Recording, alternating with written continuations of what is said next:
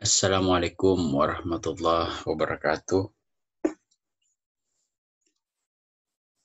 Pada video materi kali ini, kita akan membahas mengenai konsep civil society.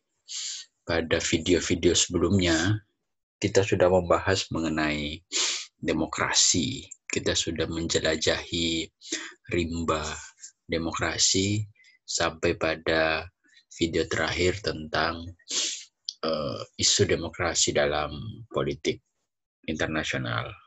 Nah, ketika berbicara tentang demokrasi, maka satu perbincangan yang juga tidak terlepas dari diskursus tentang demokrasi adalah civil society.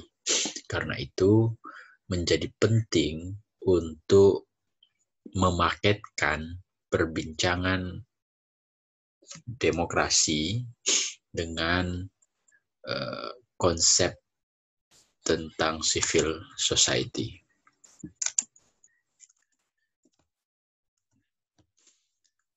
Dalam beberapa dekade terakhir, ketika orang berbicara tentang demokrasi, maka juga orang akan banyak berbicara atau mengaitkan demokrasi dengan civil society. Karena demokrasi dan civil society itu ibarat dua sisi mata uang yang saling berkaitan, saling berhubungan, saling integral satu sama lain. Orang berbicara tentang demokrasi, maka berbicara tentang civil society. Demikian pula ketika berbicara tentang civil society, maka berbicara tentang demokrasi. Meskipun konsep civil society ini adalah konsep yang sangat populer ketika orang mendiskusikan tentang demokrasi, tetapi ternyata memahami apa yang sesungguhnya dimaksud dengan civil society atau mendefinisikan apa yang sesungguhnya dimaksud dengan konsep civil society itu sangat susah, kompleks, sekaligus penuh perdebatan. Karena pendefinisian tentang civil society itu sangat beragam dan didefinisikan dalam rentang waktu yang panjang. Ada perjalanan historis yang begitu panjang ketika orang berbicara tentang civil society, sehingga varian tentang civil society itu juga sangat beragam. Dan juga sangat tergantung pada siapa yang mendefinisikan dan dengan konteks apa civil society itu didefinisikan. Demikian pula dalam konteks bahasa Indonesia, tidak ada konsensus, tidak ada kesepakatan tentang bagaimana civil society ini harus diterjemahkan, harus ditranslate ke dalam bahasa Indonesia. Bahasa Indonesianya apa? Tidak ada konsensus tentang itu. Karena itu dalam banyak tulisan, beberapa penulis atau beberapa ilmuwan tetap menggunakan istilah civil society. Meskipun ada juga upaya-upaya untuk mentranslate ke dalam bahasa Indonesia dengan istilah-istilah yang ternyata juga beragam. Nah, misalnya kita bisa melihat perbandingan penggunaan istilah civil society ini di Indonesia ataupun di luar negeri. Mansur Faki misalnya mentranslate civil society sebagai masyarakat sipil. Civil society, masyarakat sipil. Tetapi juga kemudian muncul perdebatan masyarakat sipil yang mana? Apakah semua masyarakat sipil yang bukan menjadi bagian dari militer dan bukan menjadi bagian dari pemerintah itu adalah civil society? Karena ternyata civil society itu bukan definisi yang general untuk semua masyarakat, tetapi masyarakat tertentu, masyarakat yang memiliki karakteristik tertentu. Sehingga orang juga tidak begitu puas untuk menerjemahkan civil society sebagai masyarakat sipil dalam bahasa Indonesia. Atau Sutanyo Wiknyo Subroto mentranslate civil society ke dalam bahasa Indonesia sebagai masyarakat warga. Ini juga melahirkan kontestasi pemahaman apa yang disebut dengan masyarakat warga. Bukankah masyarakat adalah warga dan warga adalah masyarakat? Atau Frans Magnus Suseno dan Res Rashid menyebutnya sebagai atau mentranslate-nya sebagai masyarakat kewargaan. Juga orang berdebat, apa yang dimaksud dengan masyarakat kewargaan? Atau Nurholis Majid, Dawam Raharjo, dan beberapa penulis lain menerjemahkannya sebagai masyarakat madani. Nah, ini yang mungkin sering kita dengar, masyarakat madani. Tetapi juga tidak memuaskan untuk mendefinisikan apa yang sesungguhnya dimaksud dengan civil society ketika ditranslate ke dalam bahasa Indonesia sebagai masyarakat madani, karena masyarakat madani itu berasal dari istilah madaniyah. Madaniyah itu adalah potret kehidupan masyarakat pada zaman Rasulullah ketika hijrah dari Makkah ke Madinah. Bagaimana orang kemudian mendambakan prototipe kehidupan masyarakat yang harmonis, yang tenang, yang tentram, penuh dengan persaudaraan, solidaritas, dan lain seterusnya. Sebagaimana masyarakat Madinah ketika Nabi hijrah dari Mekah ke Madinah. Tetapi juga tidak memuaskan, karena yang dimaksud dengan civil society itu bukan seperti itu. Nah, karena itu Muhammad A.S. Hikam lebih memilih untuk tetap menggunakan istilah civil society saja. Tidak usah diterjemahkan ke dalam bahasa Indonesia agar pemaknaan terhadap civil society itu tidak kabur, tidak bias. Karena itu dalam konteks penjelasan kita ke depan, kita hanya akan menggunakan istilah civil society tanpa menerjemahkannya ke dalam bahasa Indonesia. Untuk alasan itu pula, mata kuliah Demokrasi dan Civil Society di program studi hubungan internasional Universitas Muhammadiyah Malang itu tidak diterjemahkan civil society-nya. Tidak diterjemahkan sebagai demokrasi dan masyarakat sipil, demokrasi dan masyarakat madani, demokrasi dan masyarakat dan seterusnya. Tapi tetap menggunakan konsep civil society agar maknanya tidak bias, tidak kabur, dan juga tidak mengalami kontestasi atau perdebatan. Untuk itu, pada video ini dan selanjutnya, kita akan menggunakan istilah civil society untuk menyebut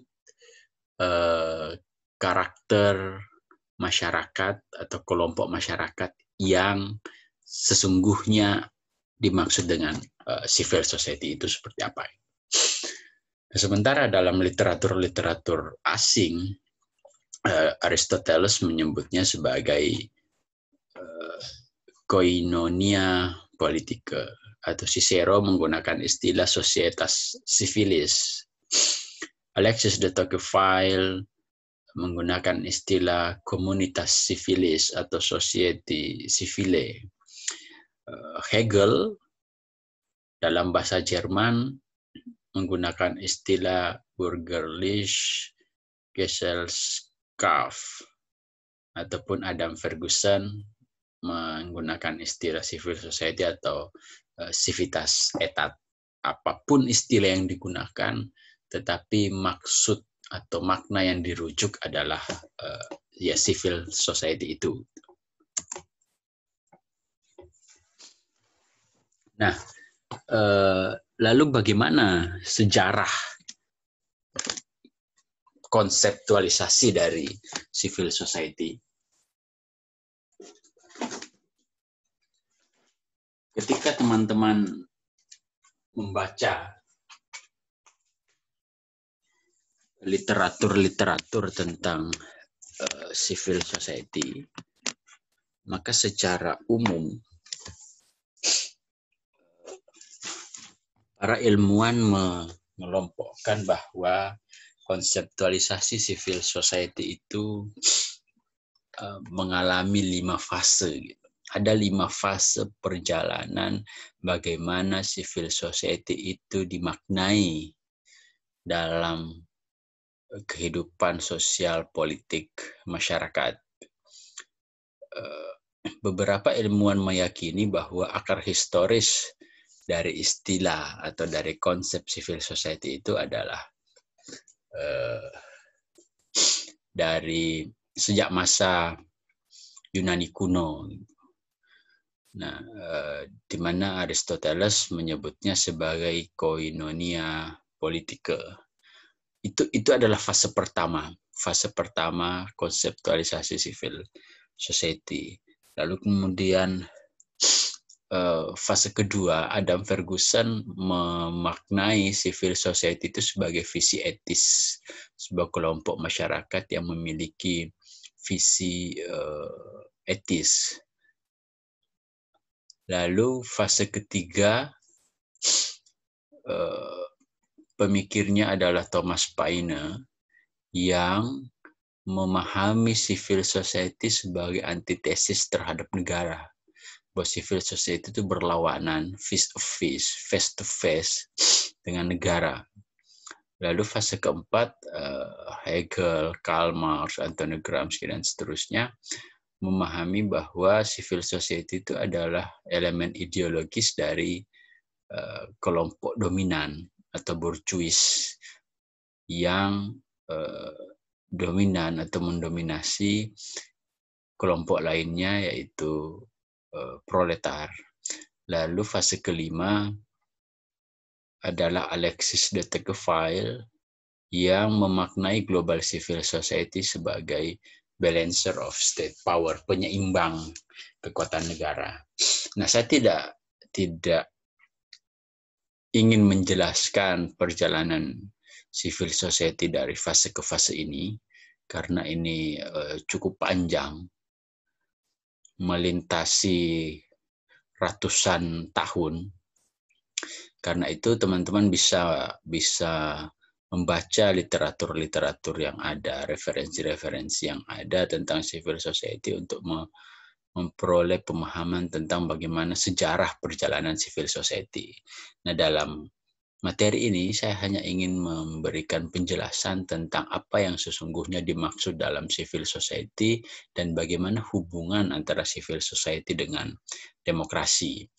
Dan yang penting untuk dicatat bahwa pemaknaan civil society hari ini, dewasa ini, dalam kurun waktu ini, civil society itu lebih dimaknai sebagaimana pemaknaan yang dimiliki oleh Alexis de Tocqueville atau fase kelima, bahwa civil society itu bukanlah antitesis terhadap negara, bukanlah elemen ideologis terhadap yang dimiliki oleh kelompok-kelompok dominan, tetapi civil society itu adalah balancer, penyeimbang kekuatan negara. Nah, akan saya jelaskan lebih lanjut.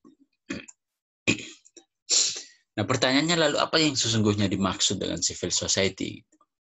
Apa definisi dari civil society?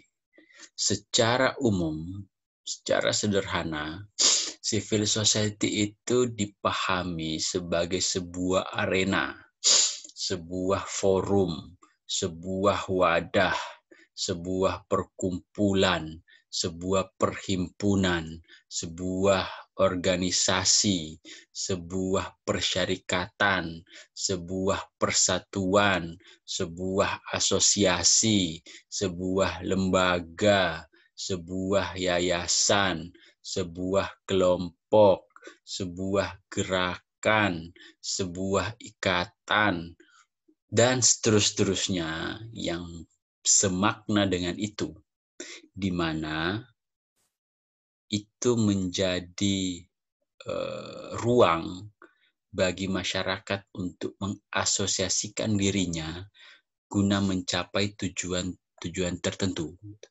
Jadi kata kuncinya adalah civil society itu adalah sebuah arena, sebuah forum, sebuah wadah, dalam bentuknya bisa organisasi, persyarikatan, perhimpunan, ikatan, persaudaraan, yayasan, lembaga, kelompok, gerakan, atau apapun namanya, di mana masyarakat mengasosiasikan dirinya, menghimpunkan dirinya, bergabung di dalamnya untuk mencapai tujuan tertentu. Berarti civil society itu memperjuangkan sesuatu untuk mencapai tujuan yang dia perjuangkan. Nah, tetapi dalam konteks demokrasi, maka tujuan perjuangan dari civil society secara umum itu adalah push for greater demokrasi, mendorong bagaimana nilai-nilai demokrasi itu diimplementasikan, mendorong bagaimana elemen-elemen demokrasi, nilai-nilai demokrasi, prinsip-prinsip demokrasi, norma-norma dalam demokrasi, dan seterusnya diimplementasikan dan ditegakkan, serta kemudian dirasakan secara menyeluruh oleh masyarakat.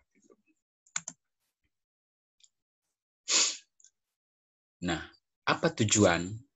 Kalau kata kuncinya tadi adalah berusaha mencapai tujuan tertentu, maka apa tujuan atau apa yang diperjuangkan dari civil society? Civil society itu concern memperjuangkan public interest, kepentingan publik secara umum. Tetapi meskipun civil society itu memperjuangkan kepentingan publik, tetapi dia bukan berasal dari pemerintah, bukan bagian dari pemerintah, dan dia independen dari kontrol pemerintah. Kepentingan publik itu kan adalah tugas perjuangan, pemenuhan kepentingan publik itu adalah tugas dari pemerintah untuk kemudian memberikan pelayanan kepada warga negara gitu. Tetapi civil society juga berusaha untuk memperjuangkan kepentingan publik, tetapi dia bukan bagian dari pemerintah, bukan perpanjangan tangan dari pemerintah, dan karena itu juga dia lepas dari kontrol pemerintah. Nah, kepentingan publik apa yang diperjuangkan oleh civil society? Civil society umumnya fokus pada kepentingan tertentu atau berusaha memperjuangkan satu dimensi dari kepentingan publik tertentu. Gitu. Civil society sangat jarang atau mungkin tidak ada civil society yang memperjuangkan kepentingan publik semua dimensi. Umumnya civil society itu memperjuangkan kepentingan publik dalam satu dimensi tertentu. Misalnya ada civil society yang hanya fokus, hanya concern pada perjuangan terkait isu-isu lingkungan. Ada civil society yang hanya fokus pada perjuangan memperjuangkan kesetaraan gender. Ada civil society yang hanya fokus, hanya concern pada isu-isu tentang anak jalanan. Ada civil society yang fokus pada korupsi dan lain seterusnya. Nah, tetapi semua itu adalah berkaitan dengan kepentingan publik. Hanya saja mereka tidak bisa berbicara atau memperjuangkan kepentingan publik secara umum dalam suatu negara, tapi punya fokus tertentu. Nah, secara sederhana, civil society itu disebut juga atau bentuknya bisa berupa NGO, non-governmental organization, atau dalam Indonesia, istilah Indonesia dikenal dengan istilah LSM, Lembaga Swadaya Masyarakat. Jadi bentuk dari civil society itu bisa berbentuk organisasi non-pemerintah, ORNOP, atau lembaga swadaya masyarakat, bisa berbentuk faith-based organization, organisasi-organisasi yang berbasis keagamaan, memperjuangkan concern pada agama-agama tertentu atau kepercayaan tertentu, bisa berupa kelompok media media yang independen, bisa kelompok voluntary, relawan, asosiasi profesi, kelompok think tank yang bukan bagian dari pemerintah, jejaring advokasi, labor union, organisasi-organisasi amal, dan lain seterusnya. Jadi bentuk civil society itu sangat banyak. Atau untuk lebih memperjelas, misalnya saya beri contoh, misalnya ICW, Indonesian Corruption Watch, Malang MCW, Malang Corruption Watch, itu adalah civil society gitu. MCW, ICW, Muhammadiyah itu faith-based organization, NU itu faith-based organization, Persis dan lain seterusnya. Aliansi Jurnalis Independen, Persatuan Wartawan Indonesia dan lain seterusnya, itu kelompok civil society dalam bentuk media. Voluntary group, kelompok-kelompok voluntary, misalnya kelompok-kelompok yang concern pada anak jalanan, ada, saya lupa namanya, kelompok-kelompok yang concern pada persoalan-persoalan lingkungan yang sifatnya adalah voluntary. Kelompok bisa berbentuk think tank, bisa berbentuk charitable organization, yayasan, yayasan Permata Hati, yayasan Mata Kasih atau apa seterusnya itu. Dan macam-macam bentuknya. Kelompok-kelompok pegiat lingkungan, kelompok-kelompok pegiat isu kesetaraan gender, kelompok-kelompok pegiat perempuan, kelompok-kelompok mahasiswa yang kemudian concern pada isu-isu tertentu, dan lain seterusnya. Termasuk juga civil society bisa berbentuk gerakan. Gerakan artinya tidak punya basis organisasi, tetapi berkumpul, bergerak dalam satu momentum-momentum tertentu. Ketika ada demo, kemudian membentuk aliansi apa gitu. Ketika ada isu-isu yang kemudian ingin direspon, kemudian dia membentuk aliansi apa dan lain seterusnya. Nah, semua civil society itu memperjuangkan kepentingan publik, tetapi tidak semua dimensi kepentingan publik yang dia perjuangkan, tetapi concern pada isu-isu tertentu. ICW misalnya atau MCW misalnya itu hanya fokus pada persoalan korupsi. Dia tidak ngomongin perempuan, MCW atau ICW tidak ngomong tentang lingkungan, tidak ngomong tentang orang hutan dan lain seterusnya, kecuali apabila persoalan lingkungan itu memiliki relevansi dengan praktik korupsi. Apabila misalnya persoalan perempuan itu punya relevansi dengan praktik korupsi. Begitu pula kelompok-kelompok LSM, organisasi-organisasi yang concern pada isu kesetaraan gender, isu tentang perempuan, dan seterusnya, hanya fokus pada itu. Mereka tidak berbicara lingkungan, mereka tidak berbicara orang hutan, mereka tidak berbicara harimau Sumatera, dan lain seterusnya. Kelompok-kelompok pecinta hewan. Nah, kelompok-kelompok pecinta hewan juga masuk pada apa yang disebut dengan civil society. Tidak harus manusia yang diperjuangkan, tapi juga kepentingan publik dalam konteks bagaimana kelestarian lingkungan itu bisa memberikan hak-hak kehidupan kepada satwa dan lain seterusnya. Kelompok-kelompok yang concern pada orang hutan misalnya, mereka hanya berbicara tentang bagaimana orang hutan ini habitatnya kemudian dilindungi, berusaha untuk tidak punah dan lain seterusnya. Itu kelompok-kelompok yang concern pada gajah hanya concern bagaimana memperjuangkan kepentingan-kepentingan gajah agar manusia tidak merusak habitat gajah dan lain seterusnya. Yayasan-yayasan yang concern misalnya sering kita lihat televisi memberikan operasi katarak gratis, sunat massal, operasi bibir sumbing gratis, operasi macam-macam gratis, dan lain seterusnya. Nah, ada sangat banyak varian dari civil society. Tetapi satu hal yang pasti adalah perjuangan mereka dalam memperjuangkan kepentingan publik pada satu dimensi tertentu itu bukanlah bagian dari kepentingan pemerintah, tidaklah menjadi bagian dari perpanjangan tangan pemerintah, dan juga tidaklah menjadi bagian dari kontrol pemerintah. Nah, lebih lanjut, eksistensi civil society yang sangat banyak bentuknya itu membutuhkan apa yang disebut dengan free public sphere. Karena hanya dengan free public sphere lah kelompok-kelompok civil society kemudian berkumpul, kemudian memperjuangkan perubahan-perubahan yang diharapkan, memperjuangkan apa yang mereka perjuangkan, menuntut apa yang mereka tuntut, melakukan aksi-aksi dan lain seterusnya. Karena itu,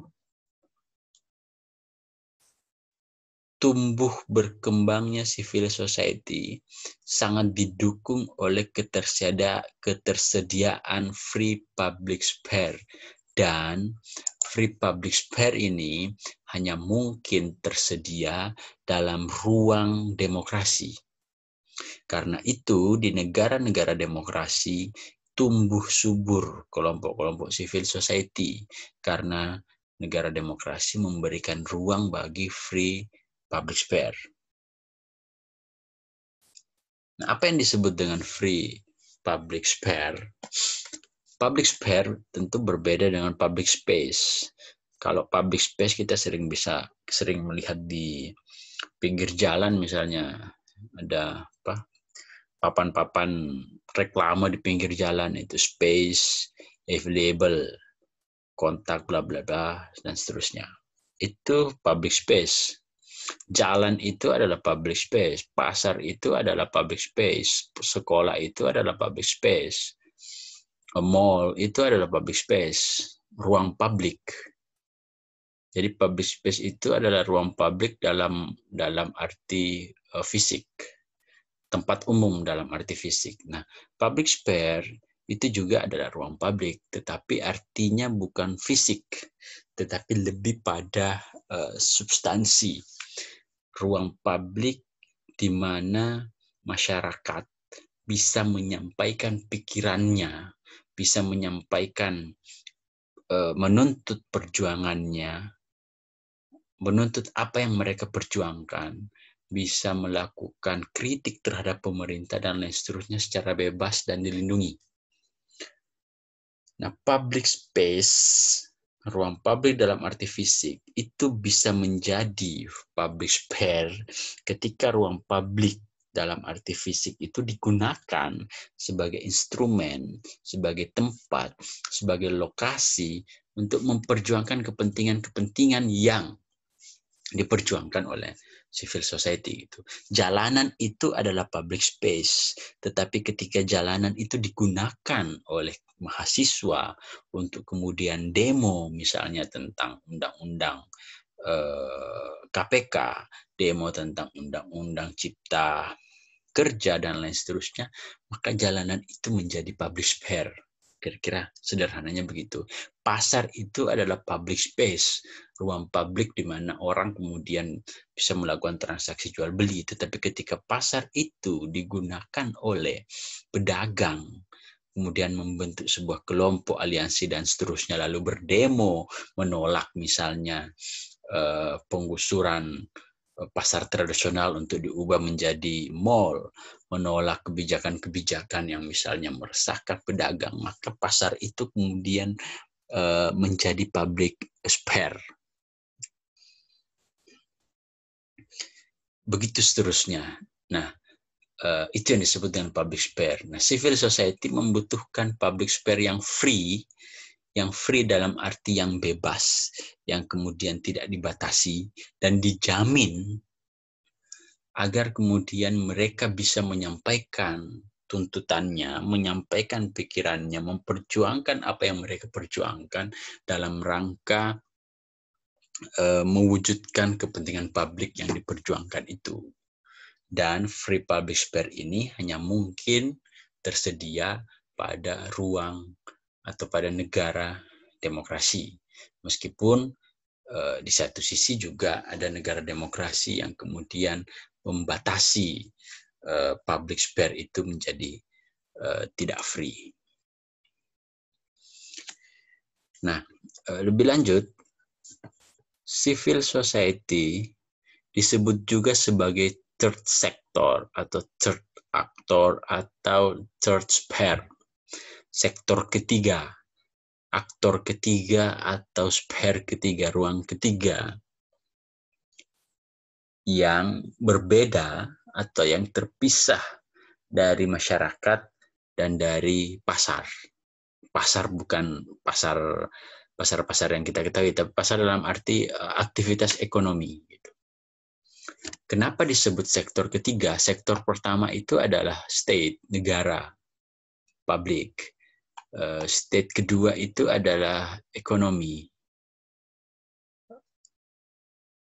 private, dan civil society adalah sektor ketiga. Sektor pertama itu adalah negara, masyarakat politik. Sektor kedua itu adalah economic activity, masyarakat ekonomi, dan sektor ketiga itu adalah civil society. Nah, kenapa disebut sektor ketiga? Karena civil society itu bukanlah bagian dari pemerintah. Dan dia bebas atau lepas dari intervensi pemerintah. Bukan menjadi perpanjangan tangan dari pemerintah, sekaligus juga bukan bagian dari bisnis. Bukan bagian dari ekonomi, bukan bagian dari kepentingan pebisnis. Dia civil society non-profit, karena itu civil society disebut sebagai non-profit. Mereka tidak berorientasi pada profit, tidak berorientasi pada keuntungan. Berbeda dengan kelompok-kelompok bisnis, pengusaha, dan lain seterusnya, orientasi mereka adalah ekonomi, orientasi mereka adalah keuntungan. Nah, sementara civil society tidaklah berorientasi pada keuntungan, tidak berorientasi pada profit gitu. Lembaga-lembaga swadaya masyarakat, NGO, yayasan, dan macam-macam yang kita tahu, itu mereka bekerja bukan untuk mencari untung, gitu, tetapi mereka bekerja untuk memperjuangkan kepentingan publik. Meskipun mereka butuh uang, tetapi uang itu bukan kemudian diperoleh dari proses ekonomi, proses bisnis, dan lain seterusnya, tapi lebih kepada donasi, donatur, donasi yang diberikan oleh para donatur secara sukarela. Civil society juga non-political sector. Dia tidak punya kepentingan politik. Dia tidak memperjuangkan kepentingan politik. Dia tidak berjuang untuk merebut kekuasaan, untuk memiliki jabatan-jabatan politik, dan lain seterusnya. Dia independen, dia mandiri, dia kesukarelawanan, dia swadaya dan swasembada. Civil society itu tidak mengejar kepentingan politik, juga tidak berorientasi kepada kepentingan ekonomi sebagaimana pebisnis. Mereka mandiri, mereka swadaya, mereka mengelola dirinya sendiri tanpa diintervensi oleh kepentingan politik, tanpa juga diintervensi oleh kepentingan ekonomi, aktivitas bisnis gitu. Karena itu dia disebut sebagai third sector. Nah, hubungan dari ketiga sektor itu kira-kira gini gitu. Ketika negara adalah aktor publik dan bisnis adalah aktor private, maka civil society adalah aktor voluntary. Mereka bekerja bukan untuk perjuangan kedudukan dan kepentingan politik, juga bukan untuk perjuangan kepentingan ekonomi atau profit gitu. Civil society menjadi elemen kritis terhadap pemerintah apabila kebijakan-kebijakan pemerintah itu dipandang menyengsarakan masyarakat, apabila kebijakan-kebijakan pemerintah itu dipandang tidak mencerminkan aspirasi masyarakat, apabila kebijakan-kebijakan pemerintah itu dipandang merugikan masyarakat, maka civil society lah aktor yang kemudian pertama muncul, berdiri di garda terdepan untuk memperjuangkan kepentingan masyarakat itu, untuk menolak kebijakan pemerintah itu, misalnya kebijakan undang-undang cipta kerja gitu. Civil society adalah aktor pertama yang kemudian turun ke jalan untuk memperjuangkan penolakan terhadap undang-undang cipta kerja. Nah, sekaligus juga civil society menjadi elemen kritis terhadap aktivitas-aktivitas bisnis. Ketika pengusaha atau perusahaan-perusahaan yang orientasi bisnisnya kemudian misalnya mencemari lingkungan, maka civil society adalah aktor yang berdiri di garda terdepan untuk kemudian menjadi elemen kritis terhadap perusahaan itu, menuntut perusahaan itu untuk bertanggung jawab terhadap persoalan lingkungan yang ditimbulkan oleh aktivitas bisnisnya. Ketika misalnya perusahaan-perusahaan itu kemudian merusak lingkungan, merusak hutan, membabat hutan dan seterusnya, digantikan dengan kelapa sawit dan seterusnya, maka civil society adalah aktor yang pertama kali berbicara, memperjuangkan kepentingan masyarakat yang kemudian terdampak dari alih fungsi hutan itu, dan lain seterusnya. Nah, itulah mengapa civil society disebut sebagai third sector, karena dia menjadi elemen kritis terhadap kebijakan pemerintah ataupun terhadap aktivitas-aktivitas pelaku bisnis. Tetapi tidak selamanya menjadi elemen kritis. Civil society juga bisa menjadi partner pemerintah jika memang kebijakan-kebijakan pemerintah itu perlu didukung. Jika memang kebijakan pemerintah itu dipandang mengakomodir kepentingan masyarakat secara umum dan kemudian memberikan manfaat masyarakat secara umum, maka civil society tentu juga berusaha mendukung dengan caranya sendiri terkait kebijakan pemerintah itu. Begitu pula aktivitas bisnis, ketika memang ada aktivitas bisnis yang kemudian berorientasi pada kepentingan masyarakat, maka tentu civil society juga menjadi bagian yang mendukung bagaimana pemenuhan kepentingan masyarakat itu. Tetapi yang perlu dicatat bahwa dalam banyak kasus civil society itu juga punya dua wajah. Jadi idealnya civil society itu yang saya jelaskan sejak awal tadi. Tetapi dalam banyak kasus ada kelompok-kelompok civil society yang bermain dua kaki, punya dua wajah. Artinya mereka tidak sepenuhnya independen, mereka tidak sepenuhnya non-profit, mereka tidak sepenuhnya non-politis. Dalam banyak kasus misalnya ada kelompok civil society yang kecil-kecil atau yang baru-baru lahir dalam momentum-momentum tertentu, itu mereka lahir, itu mereka kemudian eksis karena dipengaruhi atau menjadi perpanjangan tangan dari kepentingan kelompok tertentu, kepentingan politik kelompok tertentu. Misalnya ada civil society yang kemudian hanya eksis setiap 5 tahun menjelang pemilu, yang mana itu sangat syarat dengan kepentingan politik kelompok tertentu. Ada kelompok-kelompok civil society yang menggadaikan, dalam tanda kutip, harga dirinya, menggadaikan independensinya demi kepentingan politik, demi jabatan, demi kekuasaan, atau demi profit. Dan itu tidak bisa dipungkiri gitu. Karena civil society lebih banyak sebagai elemen kritis, seringkali kemudian kelompok politik atau kelompok pengusaha membungkam kekritisan dari civil society itu melalui iming-iming jabatan politik atau melalui iming-iming profit gitu, agar kemudian mereka diam.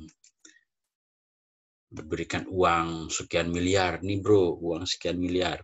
Cobalah kamu diam, gak usah mengkritik perusahaan saya yang merusak lingkungan ini gitu. Kamu kritik perusahaan si ini saja gitu. Kita bekerja sama. Ini uang sekian miliar. Jangan mengkritik kebijakan kami. Coba kamu sosialisasikan ke masyarakat tentang kami, dan lain seterusnya, dan seterusnya. Dalam banyak kasus, dalam kehidupan masyarakat, itu seringkali dijumpai civil society yang punya dua wajah. Nah, tetapi idealnya civil society adalah yang saya jelaskan di awal, bahwa civil society non-profit oriented, non-political oriented, dia independen, dia lepas dari kepentingan politik, lepas dari kepentingan ekonomi, dia mandiri, dia swadaya, dia voluntary, dan lain seterusnya. Nah, lebih lanjut, lalu peran-peran apa saja yang dimiliki oleh kelompok yang disebut dengan civil society? Menurut World Economic Forum, setidaknya ada 10 peran yang bisa dilakukan oleh civil society. Yang pertama, civil society itu bisa berperan sebagai watchdog, anjing penjaga, maksudnya sebagai pengawas. Ini yang saya katakan tadi, menjadi elemen kritis terhadap kebijakan pemerintah. Dia mengawasi kebijakan-kebijakan pemerintah dan kemudian mengkritik kebijakan-kebijakan pemerintah apabila kebijakan-kebijakan itu dipandang tidak mencerminkan kepentingan masyarakat secara umum. Atau dia menjadi pengawas, menjadi elemen kritis yang kemudian mengkritik aktivitas-aktivitas bisnis apabila aktivitas bisnis itu dipandang merugikan masyarakat secara umum. Jadi watchdog, pengawas. Civil society bisa berperan sebagai advokat. Advokat itu pembela. Dia memperjuangkan kepentingan kelompok tertentu, membela kelompok-kelompok tertentu yang hak-haknya terampas. Dia melakukan pembelaan terhadap kelompok-kelompok yang memang menjadi korban politik, korban kebijakan politik, atau korban aktivitas ekonomi. Mengadvokasi, melakukan pembelaan untuk kemudian memperjuangkan hak-hak kelompok-kelompok atau masyarakat yang merasa dirugikan dalam kebijakan ekonomi atau aktivitas ekonomi atau kebijakan politik. Nah, civil society juga bisa berperan sebagai service provider. Service provider ini bukan Telkomsel, Indosat, dan lain seterusnya, tapi service provider, penyedia layanan. Civil society bisa berperan menyediakan layanan pendidikan, layanan kesehatan gratis misalnya. Itu tadi layanan operasi mata katarak gratis, layanan sunat massal gratis, layanan pendidikan pada kelompok-kelompok miskin, dan lain seterusnya gitu. Intinya memberikan layanan-layanan yang dibutuhkan oleh masyarakat. Kemudian yang keempat, civil society juga berperan sebagai expert. Civil society itu adalah ahli yang dengan pengetahuan, pengalaman yang dimilikinya, dia menjadi ahli yang kemudian bisa memberikan atau menawarkan solusi terhadap permasalahan tertentu berdasarkan riset-riset ataupun berdasarkan pengalaman-pengalaman yang telah mereka aktivitas-aktivitas yang telah mereka lakukan. Civil society juga bisa berperan sebagai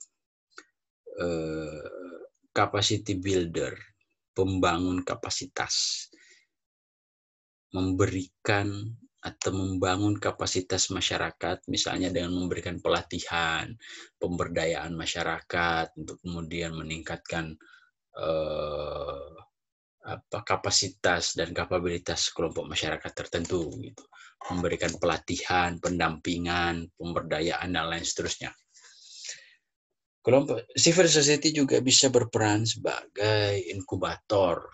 Inkubator itu inkubasi, menyimpan solusi, punya beragam solusi yang kemudian mereka tawarkan terkait permasalahan tertentu. Permasalahan kemudian dianalisis, lalu kemudian ditawarkan solusinya. Civil society bisa berperan sebagai representatif, perwakilan. Perwakilan artinya dia mewakili atau memperjuangkan kelompok-kelompok yang terpinggirkan, kelompok-kelompok termarginalkan, atau misalnya civil society yang memperjuangkan kepentingan gajah, harimau dari ancaman kepunahan, orang utan dan lain seterusnya gitu. Harimau, gajah, orang utan, penyu, kura-kura dan lain seterusnya itu kan tidak bisa memperjuangkan dirinya sendiri, tidak bisa memperjuangkan habitatnya, tidak bisa memperjuangkan masa depannya dari ancaman kepunahan gitu. Maka siapa yang memperjuangkan? Civil society lah yang merepresentasikan kepentingan gajah gitu, berbicara atas nama gajah bahwa mereka terancam punah gitu. Jangan tangkap kami, jangan bunuh kami, jangan ambil gading kami dan lain seterusnya. Nah, itu civil society bisa berperan sebagai representatif. Civil society juga bisa berperan sebagai citizen champion. Citizen champion itu adalah memperjuangkan hak-hak warga negara, gitu. Memenangkan hati masyarakat dalam upayanya untuk kemudian memperjuangkan hak-hak masyarakat secara umum. Civil society juga bisa berperan sebagai solidarity supporter. Solidarity supporter itu adalah civil society berperan dalam membangun solidaritas global, solidaritas universal. Civil society berperan dalam memperjuangkan kepentingan universal atas dasar solidaritas. Civil society juga bisa berperan sebagai definer of standard, penyedia norma, memberikan norma atau mengatur, menyediakan norma-norma tertentu yang kemudian perlu diikuti oleh masyarakat, oleh pemerintah, ataupun oleh aktivitas bisnis, dan lain seterusnya. Nah, ini akan lebih lanjut kita bahas pada penjelasan tentang global civil society. Nah, lalu bagaimana hubungan antara civil society dan demokrasi? Bagaimana civil society bisa berkontribusi dalam proses demokrasi dan demokratisasi? Hubungan antara civil society dengan demokrasi dan demokratisasi itu bersifat spiral. Hubungannya spiral, berbentuk lingkaran gitu. Nah, misalnya saya mau mulai dari sini, bahwa dari sini demokrasi dan demokratisasi, bahwa di negara-negara demokrasi atau melalui proses demokratisasi, kemudian negara yang mengadopsi demokrasi itu memberikan ruang bagi keterbukaan, memberikan ruang bagi partisipasi masyarakat secara luas untuk terlibat dalam mengawal jalannya pemerintahan, mengkritik pemerintah dan lain seterusnya gitu. Atau demokrasi menyediakan apa yang disebut tadi sebagai free public sphere. Nah, free public sphere inilah yang kemudian menumbuh kembangkan eksistensi dari civil society. Tumbuh dan berkembangnya civil society dalam ruang publik yang bebas itu kemudian mampu mendorong government performance karena pemerintah kemudian bisa diawasi, bisa dikritik, bisa kritisi kebijakan-kebijakannya dan lain seterusnya dalam rangka untuk mewujudkan performa pemerintah yang memang mensejahterakan masyarakat.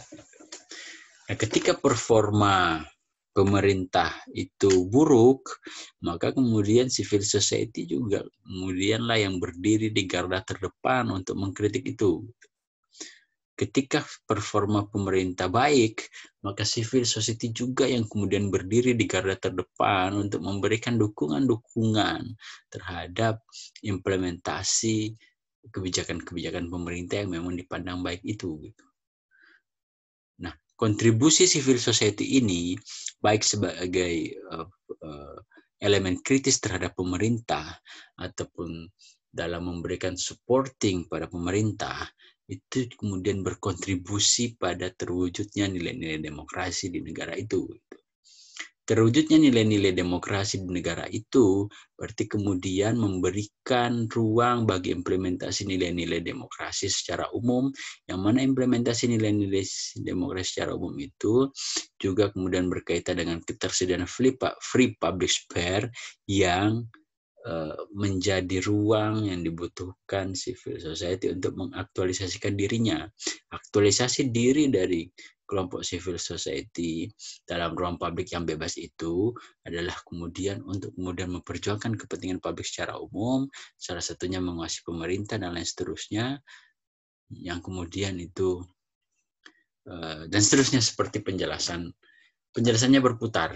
Ini yang saya sebut bahwa hubungan antara civil society dengan demokrasi itu sifatnya spiral, gitu, siklus, berputar, gitu.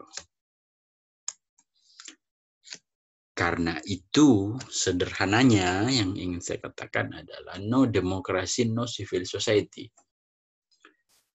Civil society tidak bisa tumbuh dan berkembang dalam ruang yang tidak demokratis.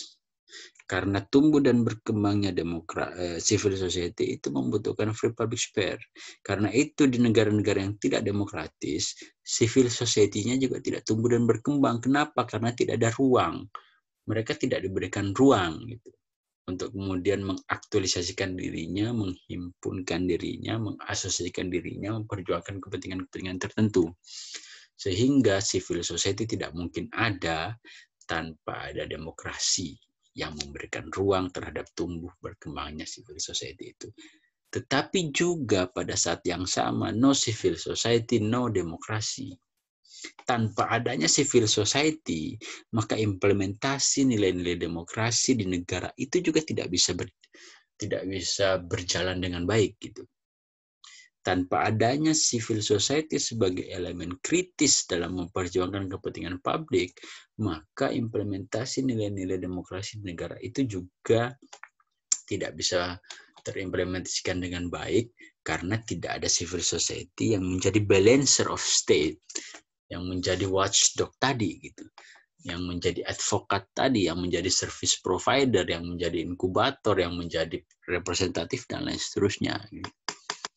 Nah, karena itu hubungan antara civil society dan demokrasi sederhananya adalah no demokrasi, no civil society, and no civil society, no demokrasi. Tanpa civil society, nilai-nilai demokrasi tidak, implementasi nilai-nilai demokrasi tidak bisa dikawal. Dan untuk mengawal implementasi nilai demokrasi itu membutuhkan civil society. Begitu seterusnya. Nah, lebih lanjut perbincangan tentang civil society akan menjadi menarik pada perbincangan selanjutnya ketika kita membahas mengenai global civil society. Bahwa civil society dan global civil society itu adalah dua hal yang berbeda meskipun secara substansial sesungguhnya sama. Demikian penjelasan yang dapat saya sampaikan. Lebih dan kurangnya mohon maaf.